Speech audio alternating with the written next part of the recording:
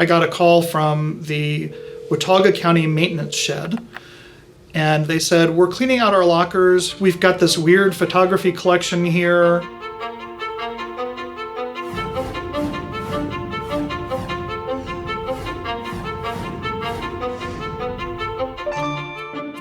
I knew instantly what it was. And of course, when I got there, it was obviously the George Flowers collection. His Flowers photography sign was in the storage locker, so there was no question what it was.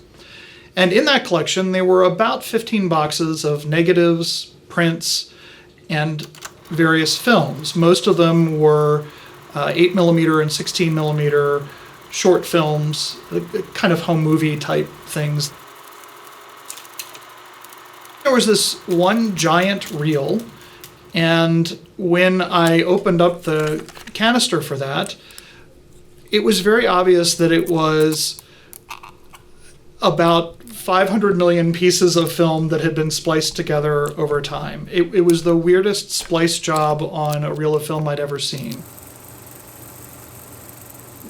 This is clearly a planned project where he was making something more artistic than documentary, in my view.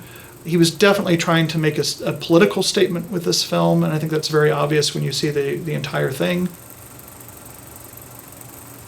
What came out of that was this environmental film that we think was probably shot in 1971. That's based on clues in the film itself, that seems to be about when this would have been completed. He clearly intended this for an audience, I think, that went beyond Boone and Watauga County.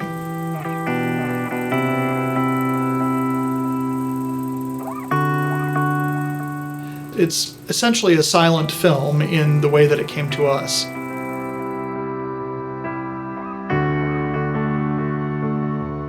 George Flowers was a photographer in Boone between 1958 and 1998.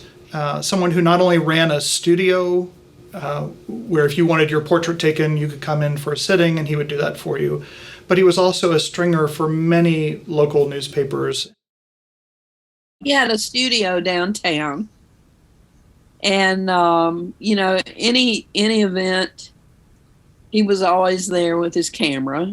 Very likable fellow, very talented.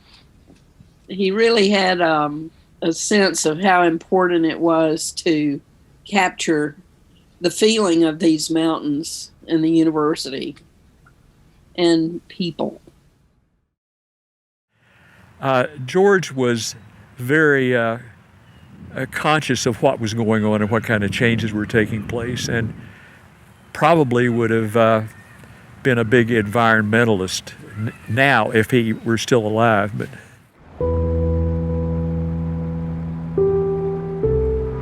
I remember the commercials when I was a child of the crying Native American who wasn't actually Native American, the images of polluted streams that would sometimes run on commercials in the early 1970s, and these had a powerful effect on me. And that, yuck.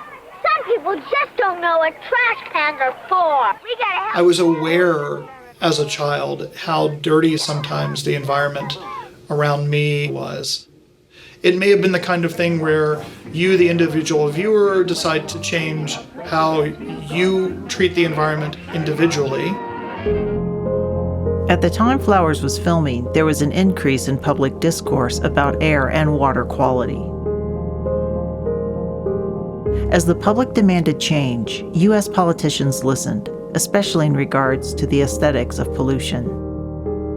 President Nixon asked Congress to establish an agency to protect human health and the environment.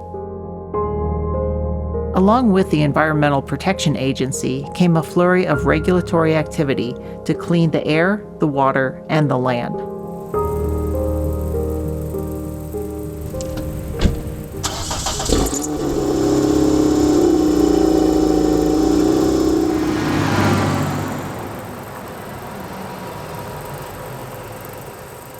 "50 years ago across the nation, it was common to see air black with soot or yellow with smog, streams thick with sewage or chemicals, and trash piles throughout the landscape. In 1972, the EPA created the DocuAppalachia project. The agency tasked photographers to record the ills of the 1970s American landscape.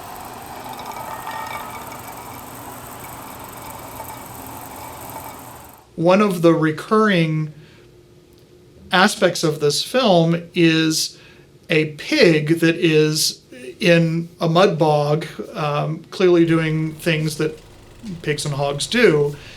And the earliest splices of this pig are maybe 3 or 4 frames. The effect on the viewer is that subliminally being shown this pig, and you're not even aware that it's passing before your eyes because it's on screen for such a short period of time. As the film progresses, it's very obvious that you're looking at a pig. And of course, he's making a commentary not only about his audience, but also about the community, that it's allowing this environmental degradation to go on and not doing anything about that. But more likely, he was speaking to individuals rather than a larger political cause.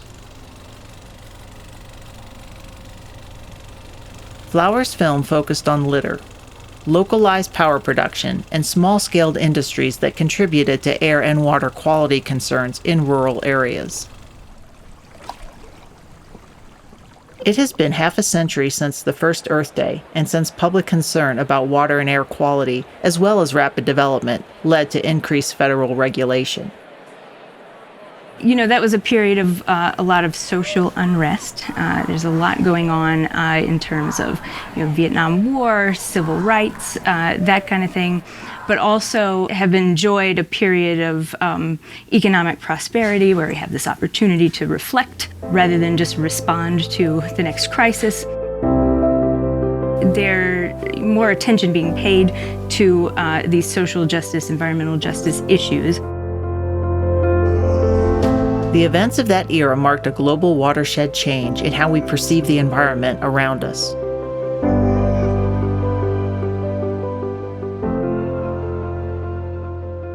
In 1966, we were grad students at Chapel Hill, and we and a friend of ours had decided to take a camping trip. And we came up this way, and our friend said, there's a little town I want you to see up here, and let's just drive through there. We're really close.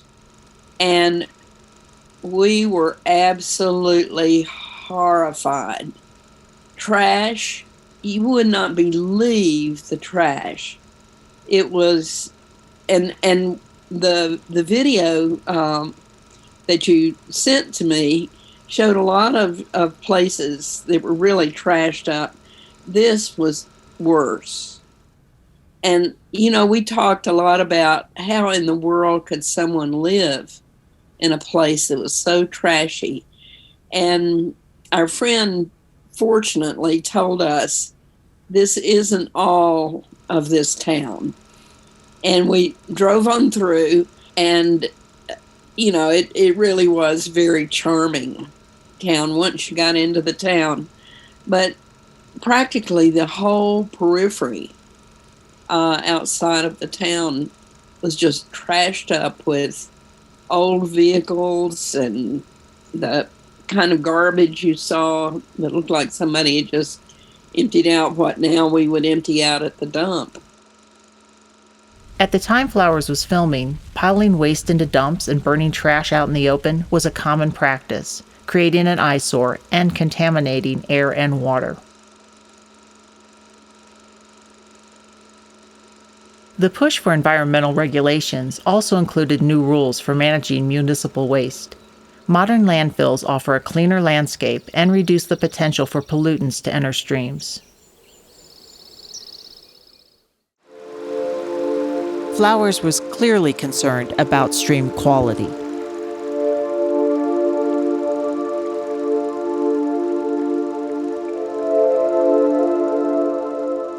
There were kraut factories up there, along with tobacco warehouses. Every fall, you would smell the kraut coming down the creek, the aroma was overpowering. It smelled like you open a can of sauerkraut, and that's what it smelled like. And, the water was polluted with the stuff. I never really paid attention to the water because it was so stinking. You didn't really want to get used to it. But they would discharge everything down there. It was just oil and all kinds of stuff from upstream, so that there was crud, tires and tin cans. There wasn't a whole lot of plastic around yet. It was coming around though, and there was a lot of stuff along the banks. In terms of Boone Creek, comparing the images that I could tell were Boone Creek from the Flowers film to now, there were some sections that I thought looked like the stream was in better shape now than it was then.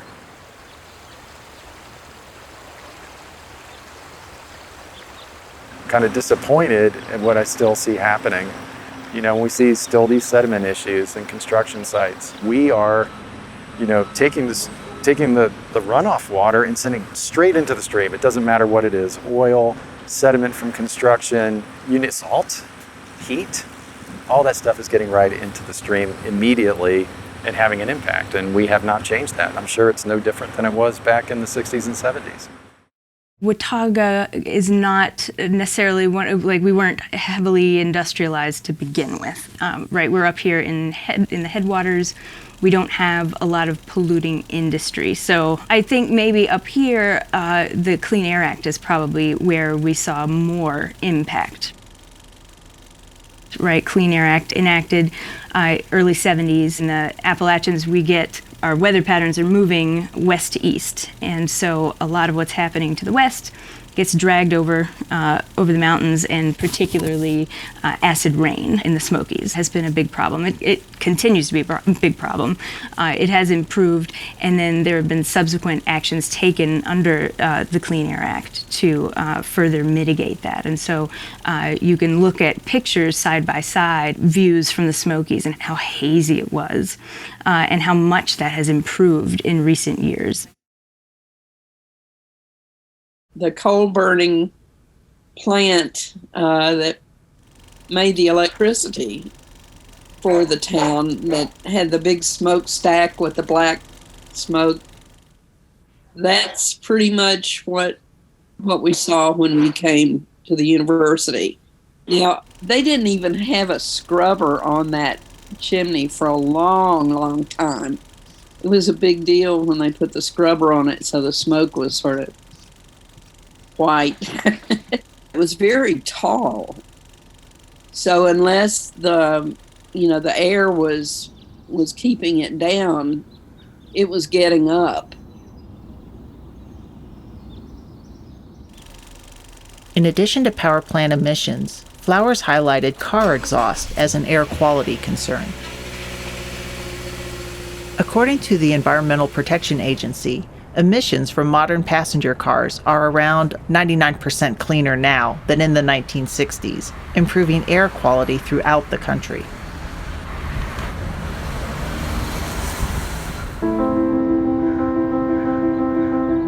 Development continues to pose environmental challenges, just as it did when Flowers made his 1970s film.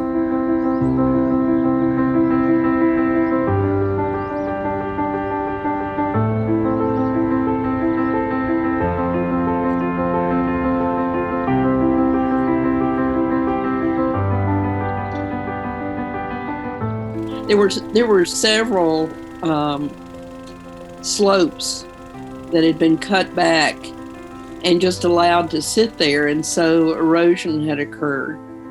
And now that would not be allowed. To tear down the hillside and put a shopping center out there where he had a lingerie plant. Everybody was just absolutely incensed about it, especially professors on campus. We wrote letters to the editor and did everything we could to try to stop it, but planning at that time was practically non-existent. They just let him tear the thing down, just took the top off and flattened it. So there was all kinds of concern about the environmental degradation there. Over the last half century, the population in Watauga County doubled. The university has experienced tremendous growth in the last half century compared to the 1970s. There are now 70% more college students attending Appalachian State University, which has meant a significant change in infrastructure for both the university and town. Housing in Watauga County increased by almost 4 times the number of units since the 1970s due to the expanding student population and second homeowners. Housing in the High Country will continue to rapidly develop due to an expanding vacation rental market and the addition of new residents able to work remotely. Although there are many changes to the landscape in Watauga County, there are also many views that Flowers would recognize today.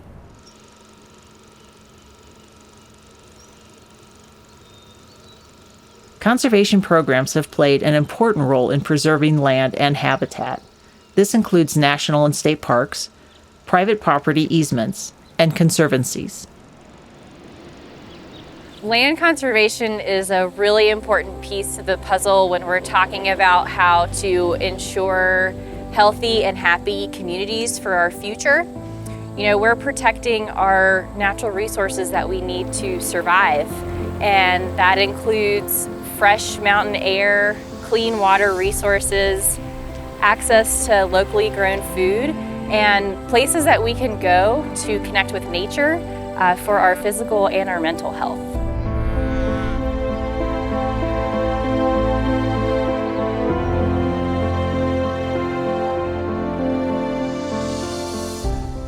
I don't think young people today have any sense of how vastly different our environment was in the 1960s and 1970s. When I was a young person, growing up in Hickory and then later living in Lenoir, that was a very industrial area. And so there were a lot of air emissions that you could see affected the air quality here. And in addition, I grew up trout fishing and spending a lot of time on the rivers. And I remember clearly the discharges of straight pipes into the creeks, and also places where people would dispose of solid waste, dumping them right along the edge of the river, waiting for the next flood to come to just wash it downstream and out of sight. I think the university planning started to think about, they were looking at it from the aesthetic point of view rather than the environmental point of view. It's a product you're selling, and the prettier and more pristine and green it looks is going to attract parents and their children and the dollars. So that was probably the primary impetus, but in the process, people started paying attention to it, and the student groups started, monitoring the creek and having cleanups on Earth Day and so forth. I think the university happened. They were just more aware of taking care of the land and the water. I think it was just that variety of folks that came in that were willing to stand up and say, we've got to change this. These programs have been pretty wildly successful. They were enacted into law. It took a little while to get them implemented, but by the 80s we see huge improvements in air quality and water quality, and huge improvements in public health, right? Better air quality means we have fewer deaths from asthma and cardiopulmonary issues, and so hugely successful. There are greater challenges today that I think George Flowers would have focused on, and that is, for one, climate change. And work of conservancies and land trusts maybe locally may appear to be a small part of the answer, but it's an important part. Protection of large areas of woodland and forests help make for a more resilient environment. And I think George would have focused on that today. Sometimes pieces like this, especially avant-garde work in the 60s and 70s, was less about having a clear and coherent message and more about getting people to talk about the issue. And that may have been his intent as well, to not be ham-fisted about what he was saying, but instead get people to think about what their obligations were